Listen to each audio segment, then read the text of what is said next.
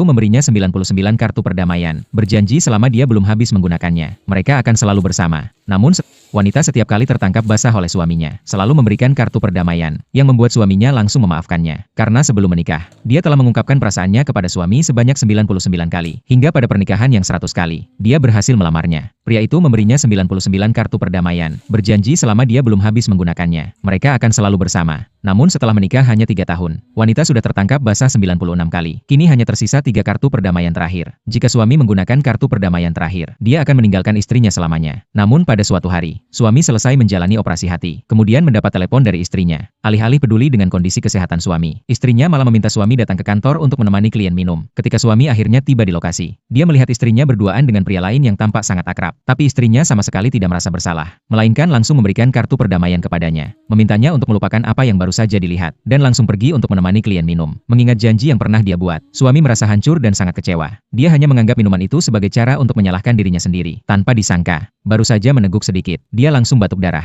Namun istrinya tidak peduli. Dia malah menganggapnya mengganggu klien dan mengusirnya dari ruang pertemuan. Suami hanya bisa menunggu di mobil hingga istrinya kembali. Namun setelah acara selesai, dia melihat istrinya kembali berpelukan dengan pria itu di luar. Dia tidak tahan dan keluar untuk menghentikan mereka. Namun istrinya malah menyalahkannya, menganggapnya sembunyi-sembunyi di mobil. Suami merasa kecewa total. Saat itu istrinya mendapat telepon, memberitahunya bahwa pria itu mabuk dan pingsan. Dia ingin pergi menemuinya. Namun seolah peduli, dia berbalik pura-pura mengatakan akan kembali, menawarkan untuk menggunakan satu kartu perdamaian lagi. Suami menjawab dengan nada datar, mengatakan bahwa jika dia menggunakan kartu perdamaian, dia tidak akan marah. Istrinya tersenyum lebar dan pergi, tanpa disadari. Malam itu setelah kejadian tersebut, dia hanya memiliki satu kartu perdamaian terakhir. Suami sudah tidak lagi peduli. Dia langsung menulis surat cerai, menunggu istrinya menghabiskan kesempatan terakhir itu. Pada saat yang sama, istrinya pulang. Dia membawa sebuah tas dan meletakkannya di meja. Suami melihat itu adalah kue dari toko favoritnya. Dia kira istrinya masih peduli padanya. Namun, ketika membuka tas itu, yang ada hanya 2 pakaian kotor. Istrinya berkata bahwa pakaian pria itu kotor dan dia membawanya pulang untuk dicuci. Bahkan mengingatkan suami untuk mencucinya dan menyetrikanya. Istrinya kemudian duduk dan mulai mengobrol dengan pria itu melalui telepon. Suami tanpa sengaja mendengar percakapan mereka, dan menyadari bahwa kue itu dibeli untuk pria itu, dan pakaian kotor itu untuk dirinya. Istrinya bahkan tidak malu-malu mengatakan bahwa dia tidak ingin pria itu melakukan pekerjaan kasar. Mendengar ini, suami merasa sangat terluka. Dia langsung berlari ke kamar mandi, melihat tangannya yang semakin kasar. Dia menahan amarahnya. Namun, suara istrinya kembali terdengar, mengatakan bahwa ada urusan di kantor dan harus segera pergi. Suami langsung bertanya padanya, jika dia tidak pulang malam ini, apakah dia bisa menggunakan kartu perdamaian terakhir? Istrinya tanpa sadar menganggap ini adalah kesempatan terakhir, segera menyetujui dan mengatakan bahwa dia pasti akan kembali sebelum tengah malam. Dia bahkan berniat untuk mencium suaminya. Namun suami menghindar. Istrinya merasa bingung dan kemudian segera pergi setelah menerima telepon. Jam menunjukkan pukul 9 malam. Tinggal 3 jam lagi sebelum batas waktu terakhir. Suami memutuskan untuk menghabiskan waktu itu dengan menikmati kue favoritnya, menonton rekaman pernikahannya dan menangis tanpa bisa menghentikan air matanya. Tak lama kemudian, jam menunjukkan pukul 12 malam. Suami mengambil kartu perdamaian dan hendak merobeknya. Namun, bel pintu berbunyi. Dia penuh harap